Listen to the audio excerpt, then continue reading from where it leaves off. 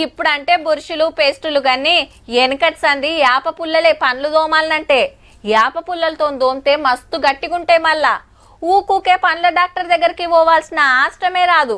అదే brush paste tongue cleaner సుతా యాపాకు పసుపు నీళ్ళల్లో కలిపి పిల్లలకు తానాలు చేపిస్తారు పెయి మీద రోగాలు రావద్దని.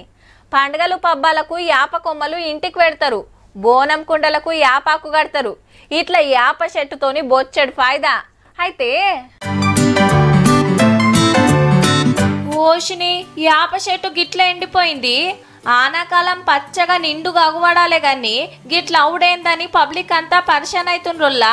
కొమ్మలు ఎండిపోతున్నాయి, ఆకులు రాలిపోతున్నాయి. షానూర్లలో ఇదే కథ. ఈ వేప చెట్లు అనేది దానికి ఎలాంటి పురుగు కూడా ఉండదు. బియ్యంలో పురుగు పట్టకుండా మేము వేసుకునేది బియ్యంలో. అలాంటిది వేప చెట్లు చనిపోతున్నాయి. మా గొర్రె కూడా కొడతలేము, కొమ్మ రోగాలు వస్తున్నాయని మేము కూడా కొడతలేము, ఇబ్బంది అయింది. ఆవు మరి ఎన్నో బీమార్లకు యాపాకే వాడతారాయే, ఆ చేదుకే నయమైతదని. అసొంటిది ఆ చెట్లే గిట్ల కాబట్టే.